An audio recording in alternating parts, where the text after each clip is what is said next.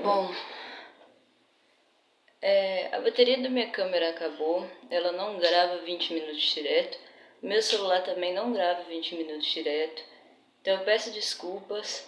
Eu percebi que a minha análise agora, quando eu cheguei em casa, ficou um pouco sem sentido por causa das interrupções, então eu vou tentar analisar agora, só com a folha, do jeito mais rápido que eu puder, até onde meu celular aguentar. Eu vou fazer a mesma coisa, eu vou ler tudo primeiro e depois eu vou pegar de verso em verso e tentar deixar um pouco mais claro. O cacto, Manuel Bandeira. Aquele cacto lembrava os gestos desesperados da estatuária.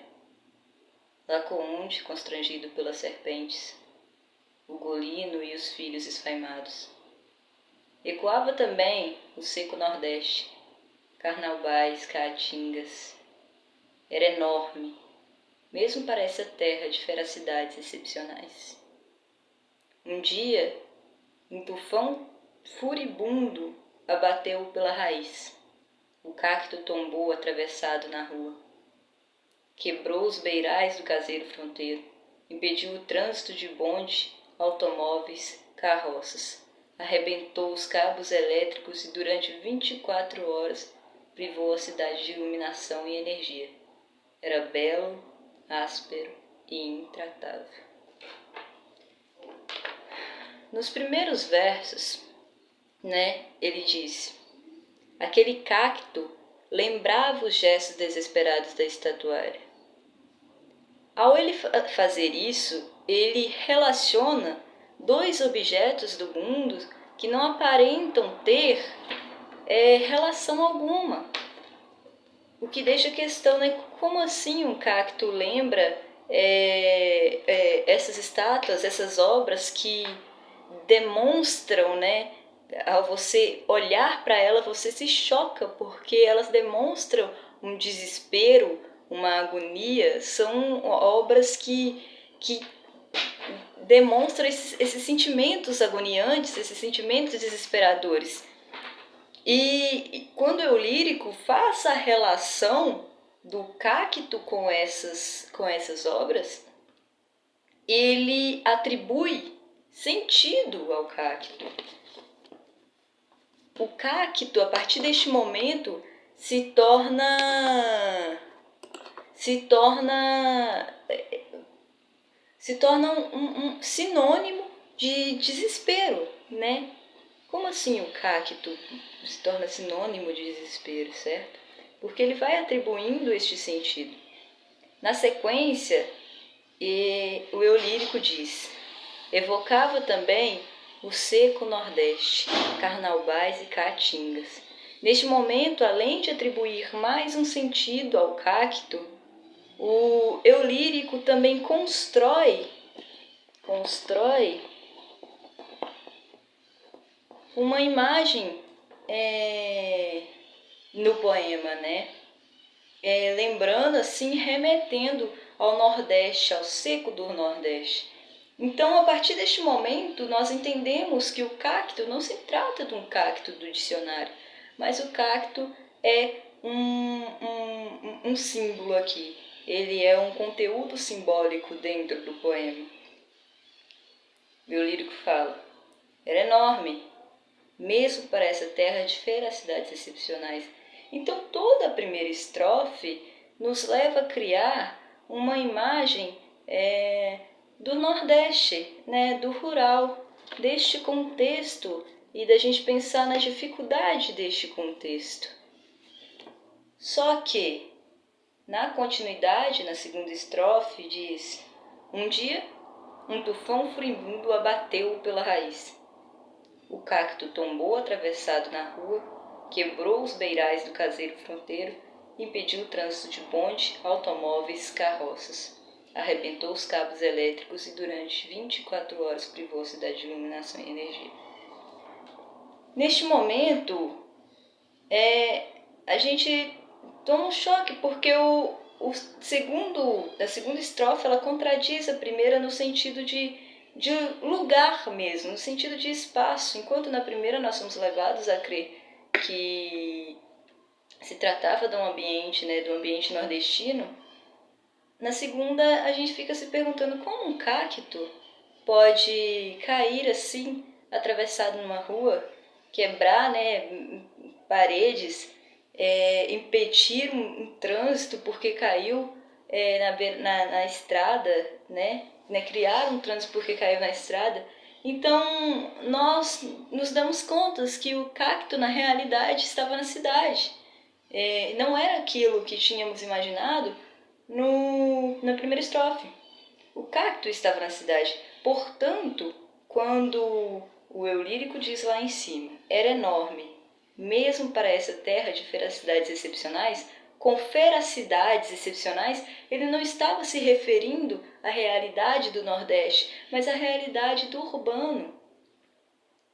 E é interessante analisarmos um pouco mais para que isso que eu estou constatando agora, de que o cacto estava na cidade, seja realmente entendido e que essa percepção ela realmente faz sentido se a gente pegar, por exemplo, os verbos que foram utilizados na primeira estrofe. Aquele cacto lembrava os gestos desesperadores da estatuária. Olha, evocava também o seco Nordeste, ou seja, que lembrava, que remetia a alguma coisa, que evocava.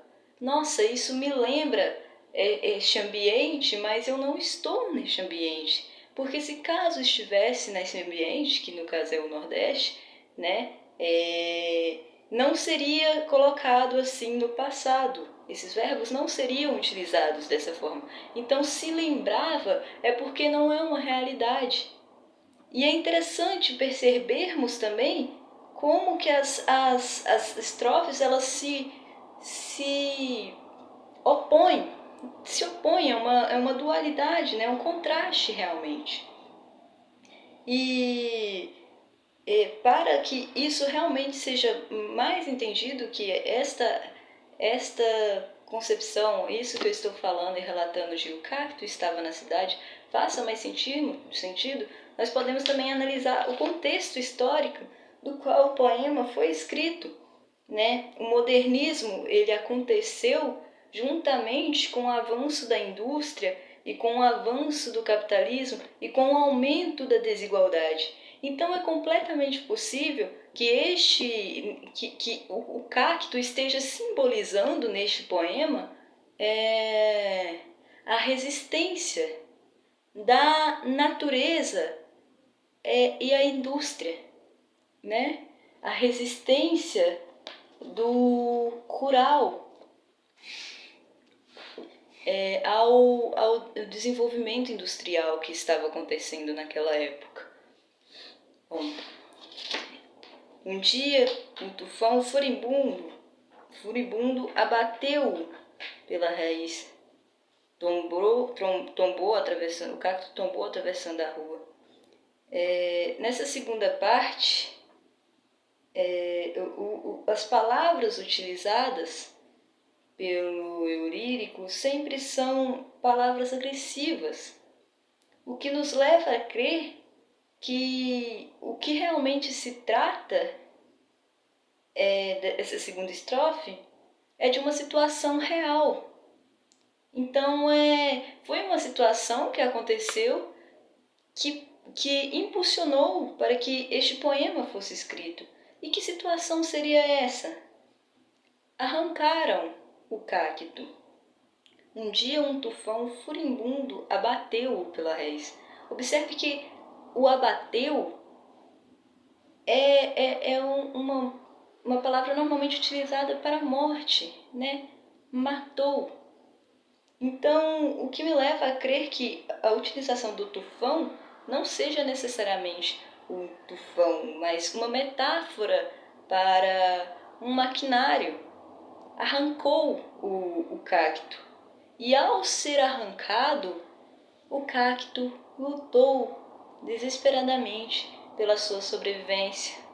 tal como mostra a estátua de Laocoonte, ao ser, né, ali englobado, enrolado pelas serpentes e sua expressão de desespero. Então, neste momento do poema, nós entendemos por que o eu lírico relacionou essas duas figuras no início do poema.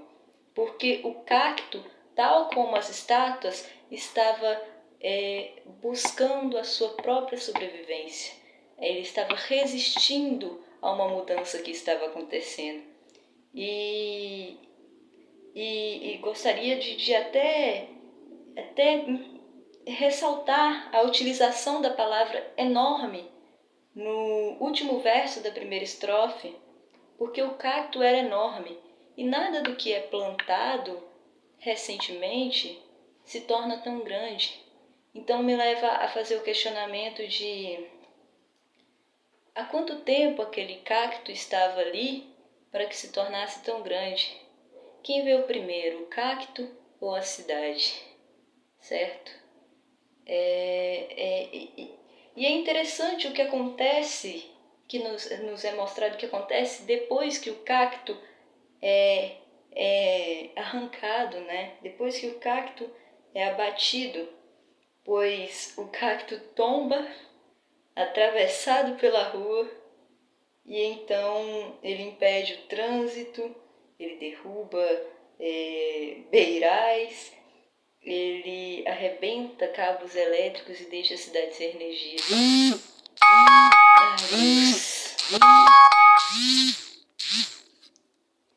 Desculpe. Então, o que me leva a mais uma questão.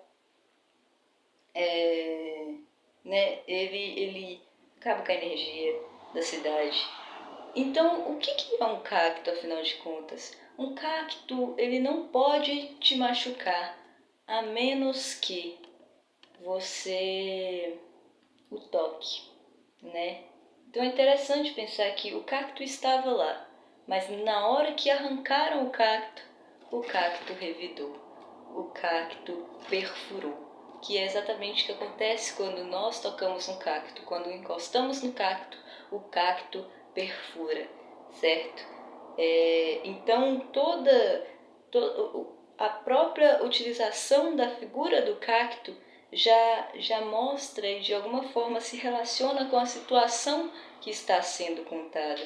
E é interessante lembrarmos também deste conceito de situação que está sendo contada, porque olhe bem, como eu disse anteriormente, as estrofes estão em contraste. Estão em contraste tanto em seu conteúdo, tanto quanto na forma que está sendo dito. Enquanto a primeira estrofe é algo que está mais divagando, a segunda está mais direta, é uma narração mesmo. Então um dia o tufão furibundo abateu pela raiz, o cacto tombou atravessar na rua, quebrou os beirais. É como se estivesse relatando realmente um acontecimento. E neste momento que o eu lírico relata este acontecimento, ele está consagrando um momento, que é o que eu estou percebendo agora. Ele está consagrando um momento, e não somente um momento, mas o que ele sentiu e que tipos de reflexões ele teve ao vivenciar este acontecimento, né?